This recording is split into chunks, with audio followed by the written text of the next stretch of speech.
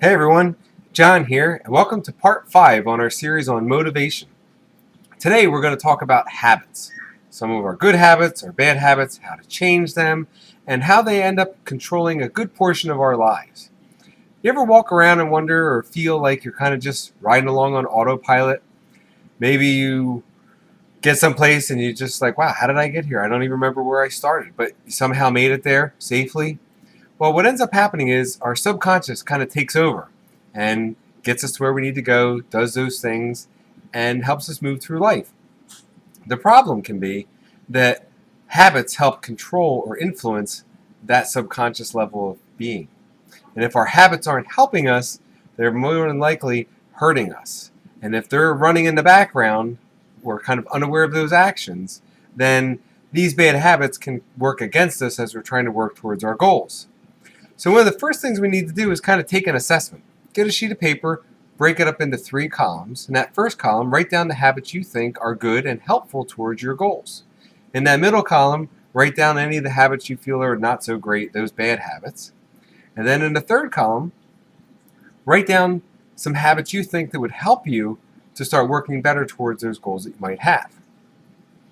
Now we're going to take one of those bad habits or one of those habits we want to start, and here's some tips to help you move along to try to get those actions or actually build those habits or change that habit that's not so great.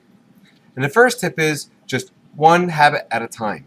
If you try to take on too many at once, you have a much better chance that you're not going to do so well, and those simple actions that you're trying to get to form a habit never go anywhere. You're trying to do too much at once and it just falls apart. It makes it too hard.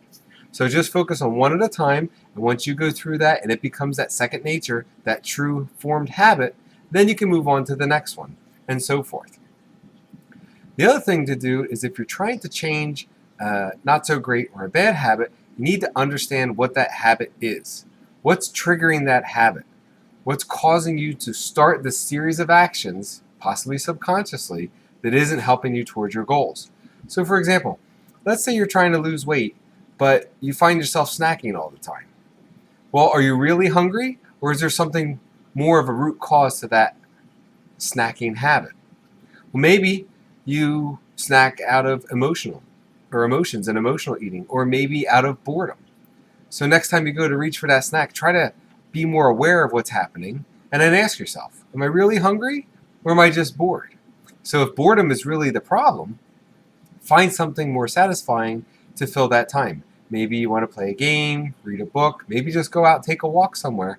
Anything that helps get you away from the food that you didn't need in the first place and moves you towards something that's better for you. So the next few tips kind of align with what we were talking about with our goals. The first one is write down what you're trying to do. What's this habit that you're trying to form? Maybe you want to get healthier or exercise a couple times a week. Write that down. And then that helps build into the next catch of set reminders.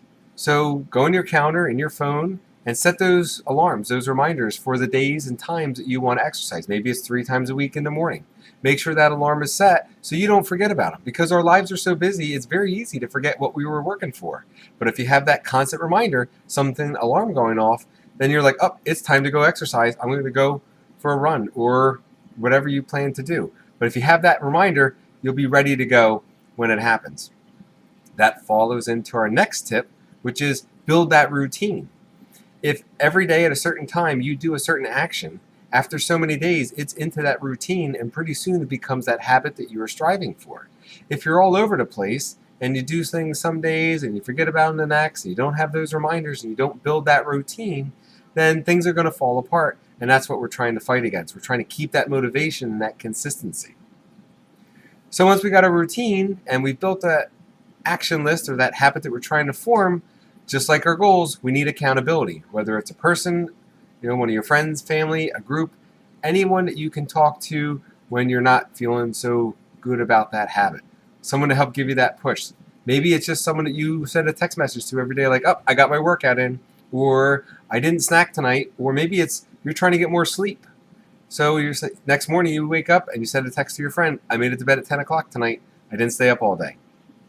So that accountability, knowing that someone is looking for your response to make sure you're on track, can be helpful. Another thing to remember is don't give up. Everyone's going to have a bad day. That's okay. It's how we react from that and how we just move on and keep going on to the next day. So maybe you were going to try to get to bed at a certain time every night to make sure you got enough sleep. Something came up, you had to take care of something, the next thing you know, it's past your bedtime and you're up too late, don't get enough sleep, and of course you're tired the next day. Get back into it. Don't let that start or continue that bad habit. Break out, you had a bad day, move on, and then it's a new fresh day. Go at it the way you need to get towards those goals and form that habit. Get back on task. And finally, just like when we had our tasking that we're talking about on previous days, reward yourself. If you had a good couple days, good couple weeks, you got towards that habit, take that time, that small break, or whatever it is that helps you stay motivated towards getting those daily tasks in. Because remember, typically these habits that we're trying to form, they're really not that hard to do, and they're really not that hard not to do. And just as it's easy to roll over and hit that snooze button, it's just as easy to roll the other way and get out of bed. So keep that consistency. That's going to be your key. And don't forget, if you enjoy these videos, please subscribe below. And this is, like I said, part 5. Be sure to check some of my previous videos and get caught up on the first 4 parts of our series on motivation, building goals, and everything in between. So thanks again for watching, and have a great night.